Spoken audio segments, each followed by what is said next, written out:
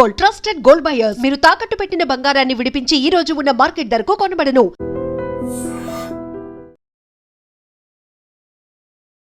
నమస్తే, welcome to iDream talking point with కవిత.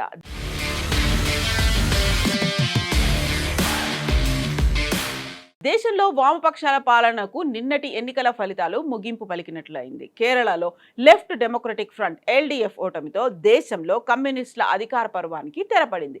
దశాబ్దాల పాటు దేశంలో ఏదో ఒక చోట అధికారంలో కొనసాగిన లెఫ్ట్ పార్టీలు తమ చివరి కంచుకోటను కూడా కోల్పోయాయి.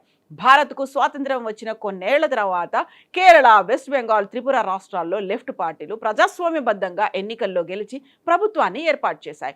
దేశంలోని మిగిలిన రాష్ట్రాల్లో అక్కడక్కడ వామపక్ష పార్టీల ప్రాబల్యం ఉన్నప్పటికీ ఈ 3 రాష్ట్రాల్లో మాత్రమే సొంతంగా అధికారాన్ని ఏర్పాటు చేసిన చరిత్ర కలిగి ఉంది.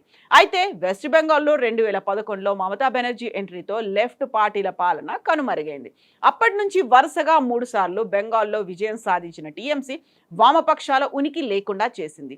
ఇక త్రిపురలో 2 దశాబ్దాల పాటు సాగిన వామపక్ష పాలనకు 2018లో తెరపడింది. కేరళలో సుదీర్ఘకాలంగా వామపక్షాల పాలన కొనసాగింది. భారతదేశంలో మొట్టమొదటిసారిగా 1957లో వామపక్ష పార్టీ పాలన మొదలైంది. కేరళ, త్రిపుర, వెస్ట్ బెంగాల్ రాష్ట్రాలు మాత్రమే ఇప్పటి వరకు వామపక్ష పాలనను చూశాయి. తొలిసారిగా ప్రజాస్వామ్యబద్ధంగా కేరళలో లెఫ్ట్ పార్టీ విజయం సాధించింది. భూ సంస్కరణలు, సామాజిక సంక్షేమ పథకాలు వంటి విప్లవాత్మక మార్పులను కేరళలో కమ్యూనిస్ట్ పార్టీ ఆఫ్ ఇండియా ప్రవేశపెట్టింది. ప్రస్తుతం అమలవుతున్న రిజర్వేషన్లలో క్రీమీ లేయర్ విధానానికి అప్పట్లోనే పునాదులు పడ్డాయి. కేరళలో ప్రతిపక్షాల ప్రతిఘటన కారణంగా 1959లో అప్పటి ప్రధానమంత్రి జవహర్ లాల్ నెహ్రూ ఆర్టికల్ 356ను ఉపయోగించి తొలిసారి వామపక్ష ప్రభుత్వాన్ని రద్దు చేశారు. ఇది దేశంలో రాష్ట్ర ప్రభుత్వాన్ని కేంద్ర ప్రభుత్వం తొలగించిన మొదటి ఉదాహరణగా నిలిచింది.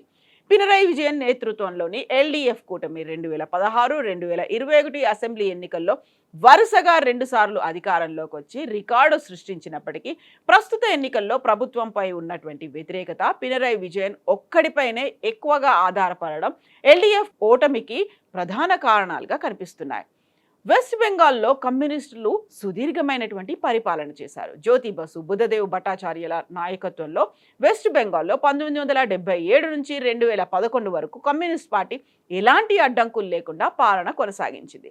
1964లో CPI విడిపోయి CPIMలుగా ఏర్పడిన తర్వాత ఆ పార్టీ రైతులు, కార్మికులను తన ఓటు బ్యాంకుగా మార్చుకుంది.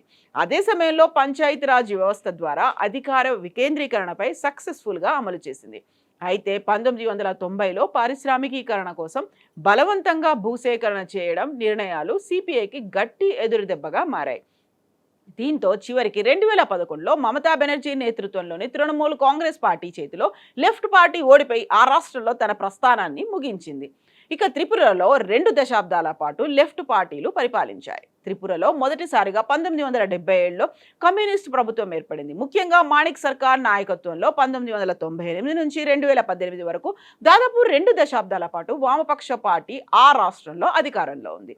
ఆదివాసీ తెగల మధ్య కమ్యూనిస్టు పార్టీ చేసిన క్షేత్రస్థాయి కృషి వారికి బలమైన పునాదిని ఇచ్చింది. అయితే 2018లో త్రిపురలో కమ్యూనిస్టుల కంచుకోటను బీజేపీ బద్దలు కొట్టింది. జాతీయ స్థాయి అంశాలతో పాటు త్రిపురలోని స్థానిక సమస్యలైన ఉద్యోగుల జీతాల పెంపు, నిరుద్యోగం వంటి సమస్యలపై దృష్టి సారించి బీజేపీ విజయం సాధించింది.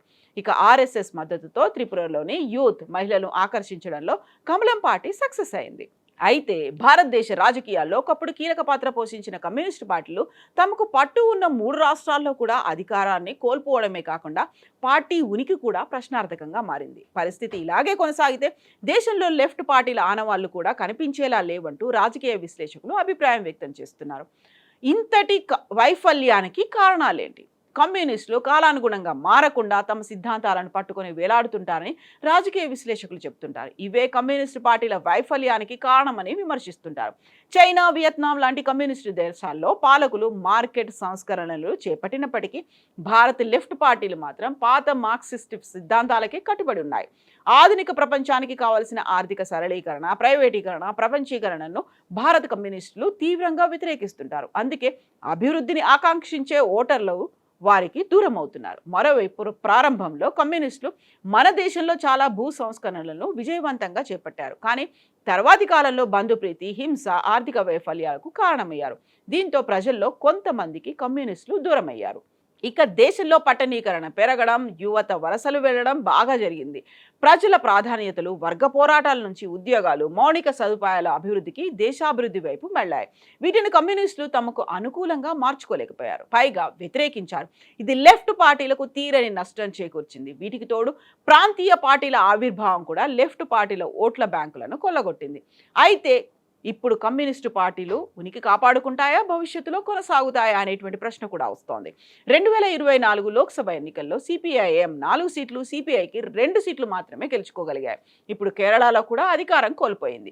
పినరయి విజయన్ ప్రభుత్వం సంక్షేమ పథకాలు, విద్య, ఆరోగ్యంపై దృష్టి పెట్టినప్పటికీ నిరుద్యోగం, ఆర్థిక ఇబ్బందులు, 10 ఏళ్ల పాలనపై వ్యతిరేకత వారిని దెబ్బతీసింది. ఈ విధంగా ఎల్డీఎఫ్ కూటమితో ఇప్పుడు భారతదేశంలో లెఫ్ట్ నేతృత్వంలోని ప్రభుత్వం ఒక్కటి కూడా లేకుండా పోయింది.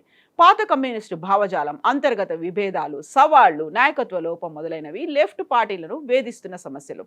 పైగా ఇప్పుడు ఉన్న నాయకులందరూ వయసు రీత్యా చాలా పెద్దవారు. ఆ పార్టీలకు యువ నాయకత్వ లోపం స్పష్టంగా కనిపిస్తోంది.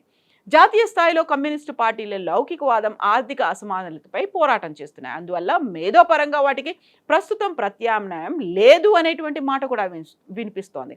కానీ రాజకీయ పరంగా ముందుకు వెళ్ళగలదా అనేదే ప్రశ్న. ఎందుకంటే కమ్యూనిస్టుల సంక్షేమ విధానాలను ఇప్పటికే చాలా పార్టీలు స్వీకరించాయి.